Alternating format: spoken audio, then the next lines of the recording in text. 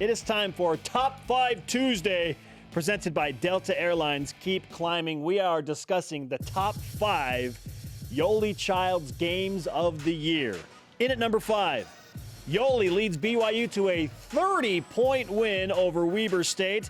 His most efficient game of the season thus far, 28 points on 11 of 13 shooting. He had 8 rebounds in that dominant victory. This was during Christmas break. This could have been a sleepy game. No, he started a perfect, 10 for 10 or something, 8 for 8 in the first half, and then BYU blows out Weber State. That was really, really efficient. Number 4, at San Diego on Saturday. Childs didn't have his best game statistically, a solid 17-7, but his game winner was a big shot, an alley-oop where he is 14 feet away when the ball is thrown, and it wasn't that one. It would come right here.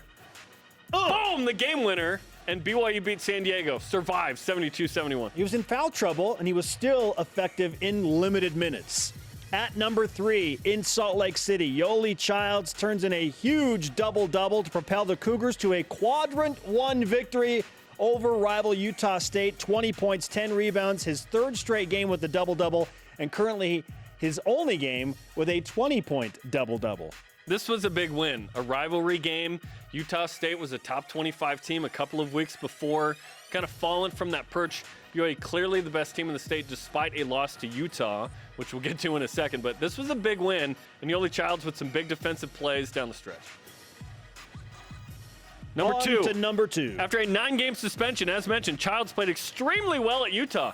His first shot was a 3. What? We're like, okay, he's back. 29 points in 25 minutes. He was pacing for 40. This was going to be his greatest game at BYU. Unfortunately, cramped up. BYU lost in overtime.